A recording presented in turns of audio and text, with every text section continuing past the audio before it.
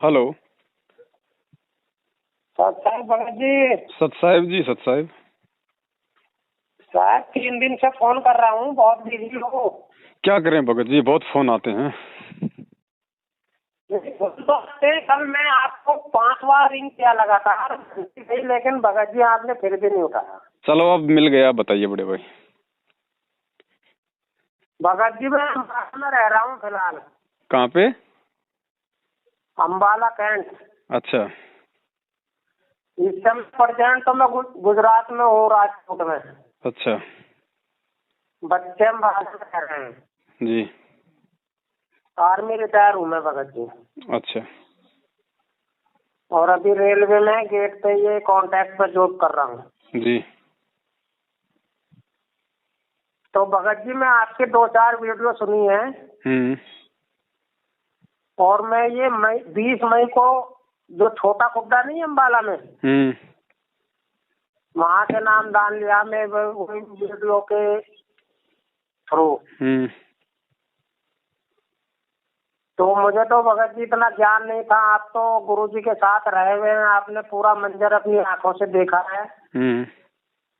तो आप मुझे इसके बारे में कुछ बताओ कि क्या मैं सही राह पे चल रहा हूँ या गलत है। नहीं, राह सही है। राह तो आप भक्ति पे चल रहे हो, भक्ति तो सही है, भक्ति गलत थोड़ी है। हाँ। लेकिन ये जो बीच में जो ये कुपात्र लोग जो घुसे हुए हैं, अपने आप को ठेकेदार समझ रहे हैं संगत का, इनसे नाता तोड़ दो। नामदान केंद्रों पे जाना छोड़ दो, इनको ज्योति पाठ दान का पैसा देना छोड़ दो, इनके किसी भी आदेश की पालना करना छोड़ दो। केवल परमात्मा के ज्ञान को आधार बनाओ, सत्संग सुनो और वही करो जो आपकी आत्मा आपको स्वीकृति दे। तो नामदान तो हमने ये वहाँ पर लिया और बाद में लिया, तो क्या आपके हिसाब से तो वो भी फर्जी है? कौन सा? जो 20 मई को मैं यही 2020 में 20 मई को छोटा खुड्डा है के पास, वहाँ से लिया है। नाम फर्जी नहीं है, नाम तो आपको गुरुजी के मुंह से मिला है ना। वो दिखाया तो है गुरुजी के मुंह से। हाँ तो गुरुजी बोल रहे हैं ना, बोल तो परमात्मा रहे ना। हाँ जी। हाँ तो नाम परमात्मा का, नाम गलत नहीं है। फर्जी ये लोग हैं जिनको नाम देने का अधिकार नहीं है। नाम परमात्मा का, नाम फर्जी नहीं है। नाम का मर्यादा में रह के साधना करोगे, जितना नाम का काम है अपना वो करेगा। और मैं दास जी है वहाँ पर, नहीं पवन दास तो बात है, वो मुकेश जी है वहाँ पर छोटा खुड्डा में। उन जो नामदान केंद्र चला रहे हैं वो। और कुसुम उनकी भक्तमती है। तो आपके बारे में मैं कल पूछा भी उनसे, मैं कहा ऐसे ऐसे उनकी वीडियो आती है कि क्या चक्कर है। तो वो सीधा ही बोले कि वो तो गुरुद्रोही है और उनकी वीडियो ने ऐसे नहीं सुनना है, नहीं देखना है, उनकी बात नहीं मानना है। और इतना बोल के फिर उन्होंने बोला कि यहाँ अभी भगत जी बैठे और फोन काट दिया। तो भगत जी मैं तो आपका ये 1-8 हफ्ता ही हुआ, मैं आपका अचानक वीडियो देखा व्हाट्सएप में, तो ये मैं देखा। लेकिन उसके बाद मेरे को ये डिसाइड कर पा रहा मैं कि क्या सही है क्या गलत है, आप मुझे थोड़ा मार्गदर्शन कर दो। देखो भगत जी, वीडियो हमने बना रखे हैं, कोई 400-500 वीडियो बना रखे हैं, 1-2 की बात नहीं है। अभी आपने 2-4 देखे वो बात अलग है। और ये पूरी राम कहानी हर बार हर किसी भगत को बताई नहीं जाती। वीडियो में पूरा हमने खुल के बता रखा है। देखो, ना भक्ति गलत है, ना भगवान गलत है, ना मंत्र गलत है। अगर कोई गलत है तो ये लोग हैं जो गुरुजी के आदेशों की आड़ में बिना गुरुजी की आज्ञा के जगह जगह ये नामदान केंद्र खोल के दुनिया को लूटते फिर रहे हैं। तो आपने तो भक्ति करनी है भगत जी। जब आपको नाम परमात्मा का मिल गया, सत्संग परमात्मा के आपके पास में है, परमात्मा ने आपको नियम बता दिए, सारी चीजें आपको समझा दी। अब हमें औरों से मतलब क्या है? जब तक गुरुजी जेल से नहीं आते हैं तब तक अपना इस नाम की भक्ति करो, अपना काम धंधा करो। बस फालतू में लोगों के कहने पे लुटने पिटने से क्या फायदा? अच्छा, जो ये हम ये बरवाला आश्रम में ये लगाते हैं, अर्जी लगाते हैं, तो हमें तो पहले पता नहीं था कि चलो ऐसे, लेकिन वो ये बोलते हैं कि जी गुरु जी के ये आदेश आए हैं।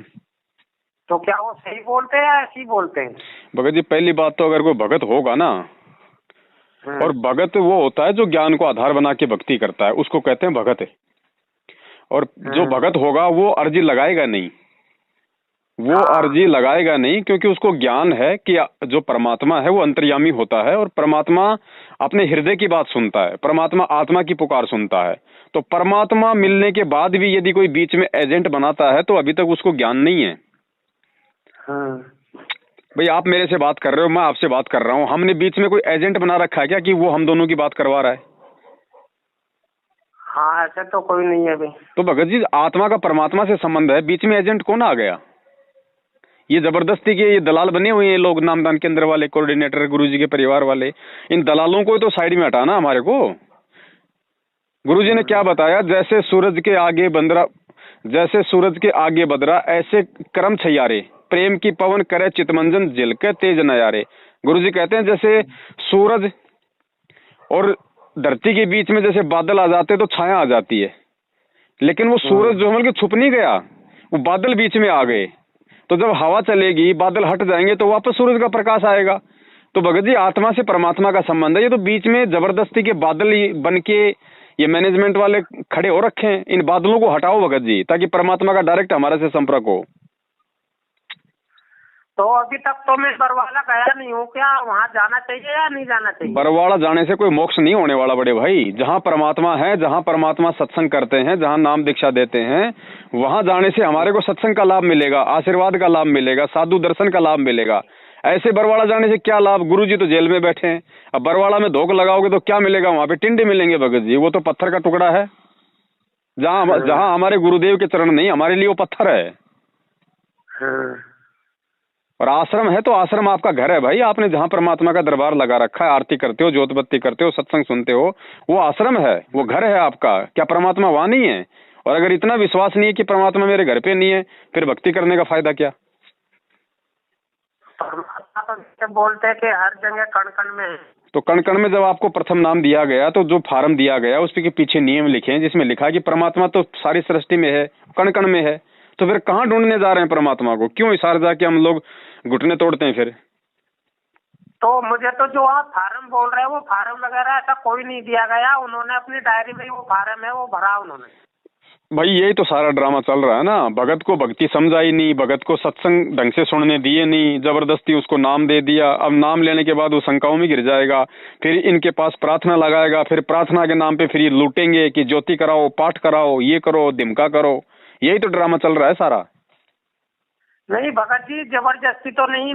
मुझे ये एक अरुणदास जी भगत जी हैं, वो मेरे को मतलब 6-7 महीना पहले से बता रहे थे।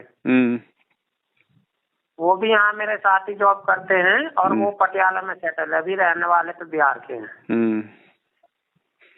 तो मेरे पास जहाँ मैं ड्यूटी करता है, यहाँ पर मुझे उनकी बुक मिली, ज्ञान गंगा।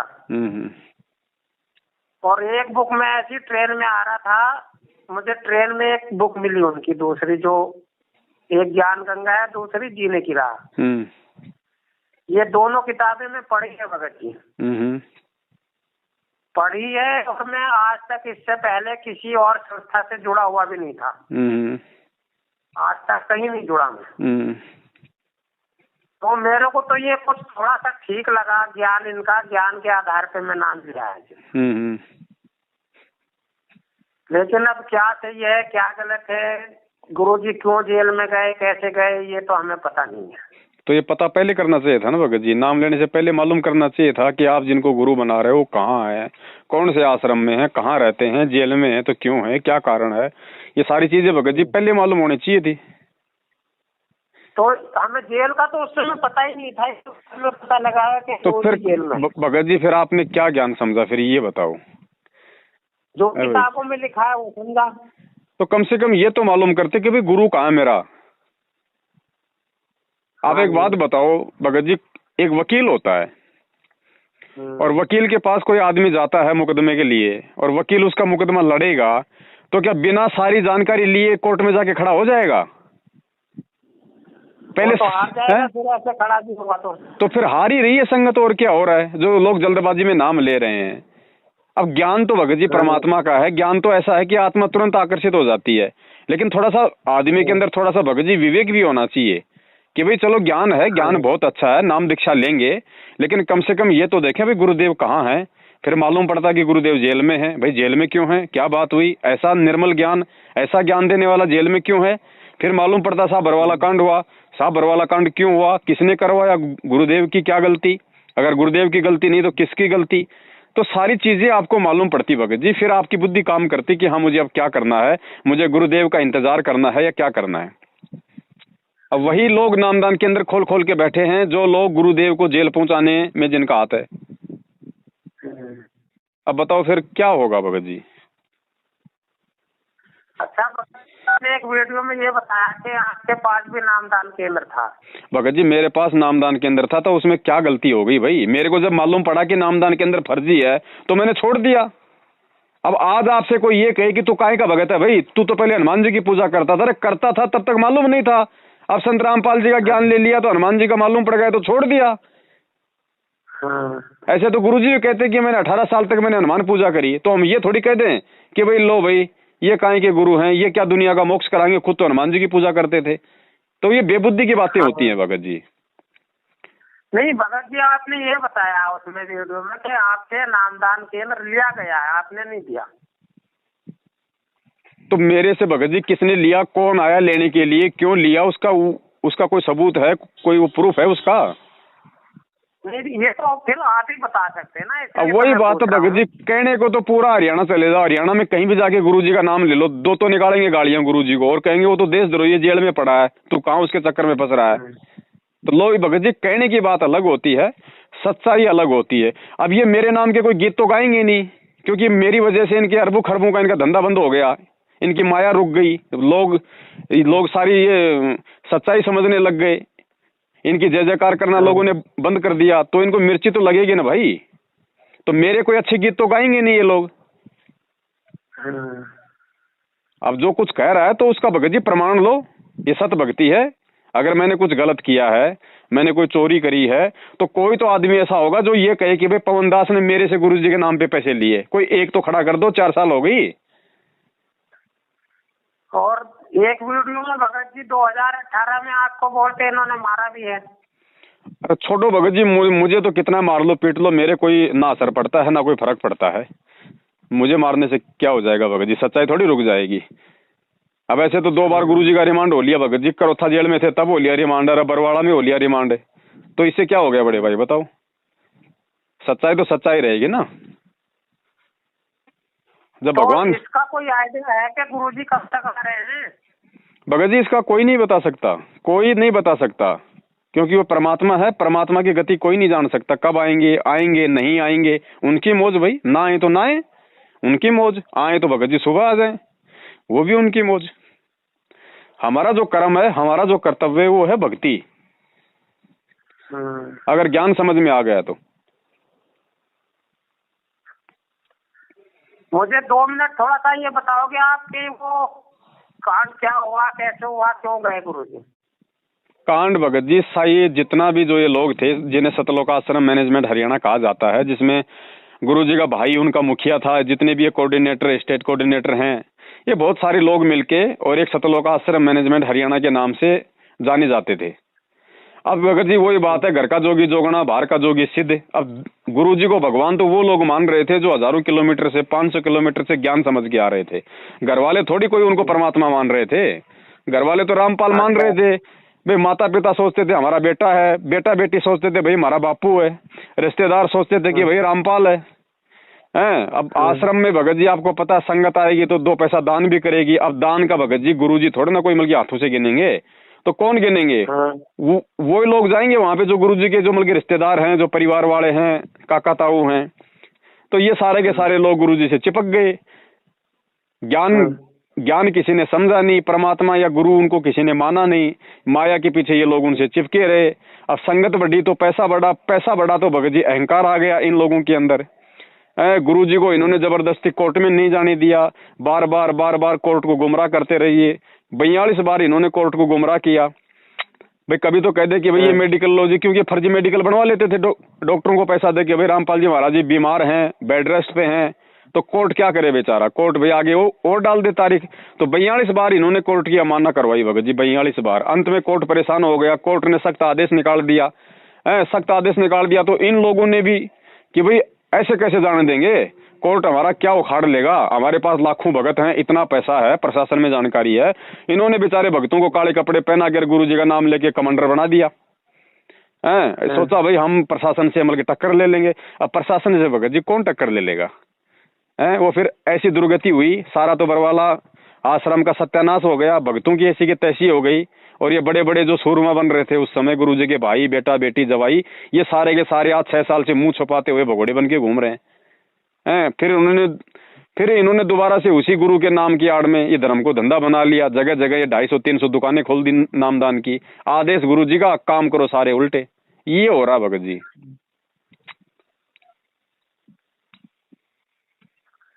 ये तो हाँ, मैं ये सुना था कि उस समय पुलिस को भी काफी जद्दोजहद करनी पड़ी थी इनको ले जाने के लिए। भाई एक बात बताओ, जब परमात्मा यदि यहाँ का नियम तोड़ेगा तो परमात्मा के नियम कौन मानेगा?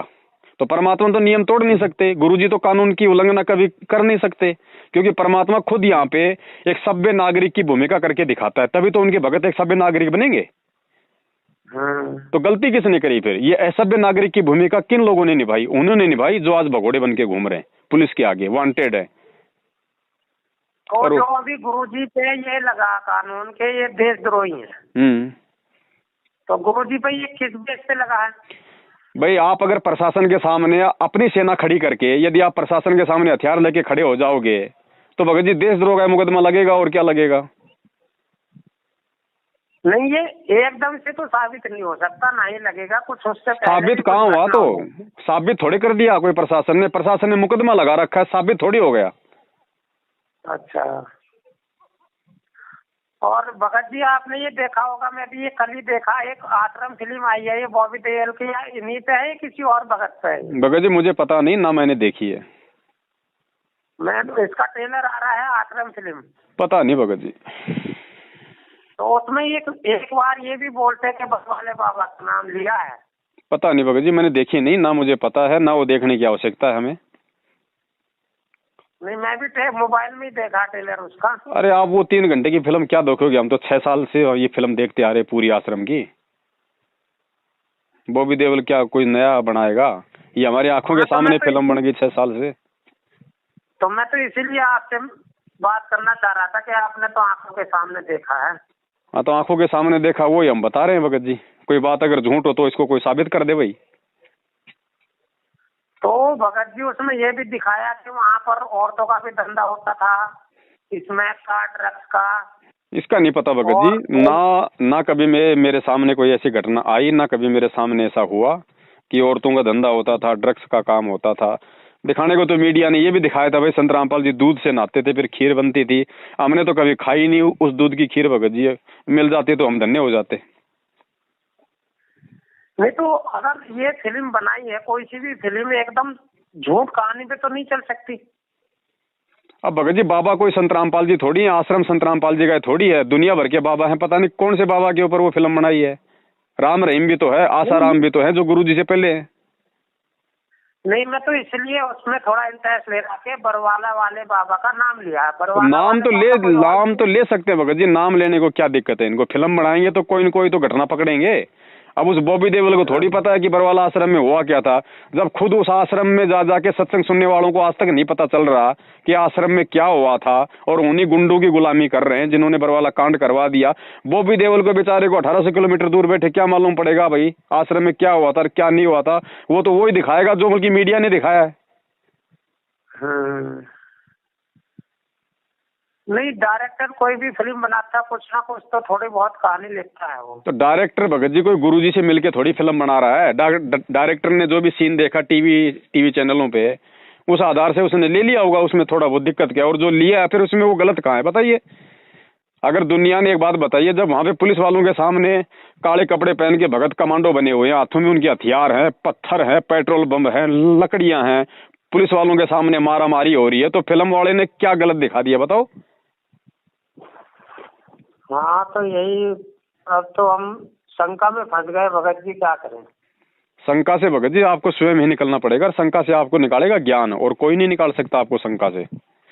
आपने भक्ति करनी है तो आपने केवल अपने गुरु और ज्ञान को आधार बना के चलना है। गुरु और ज्ञान को देखो, अगर वो गलत है तो भक्ति गलत है, अगर गुरु सही है, ज्ञान सही है तो सब कुछ सही है। हाँ, तो घरवाला वालों ने मैं जैसे वो अर्जी लगाई तो वो बोलते कि आप अपनी वो पाठ करा लो, ज्योति करा लो, ऐसे बोला उन्होंने। तो भाई करवाओ, अर्जी आपने लगाई है, जवाब उन्होंने दिया है, पाठ आपने करवाना है। नहीं, अभी करवाया कुछ नहीं है मैं। तो आपको लगता है कि आपकी अर्जी गुरुदेव के पास जेल में गई है, गुरुदेव ने आदेश दिया है तो पाठ करवाओ। और आपको लगता है कि भाई गुरुजी के पास कोई अर्जी नहीं जाती है, गुरुजी जेल में बैठे हैं, देशद्रोह का मुकदमा है, कानून की सबसे बड़ी धारा है, स्पेशल सिक्योरिटी सेल में उनको रखा जाता है, आपको लगता है कि अर्जी नहीं गई तो चुपचाप अपनी भक्ति करते रहो। चलो भगत जी, हम आपसे समय समय पर बातें करते रहेंगे। ठीक है जी। सत्य है। सत्य है।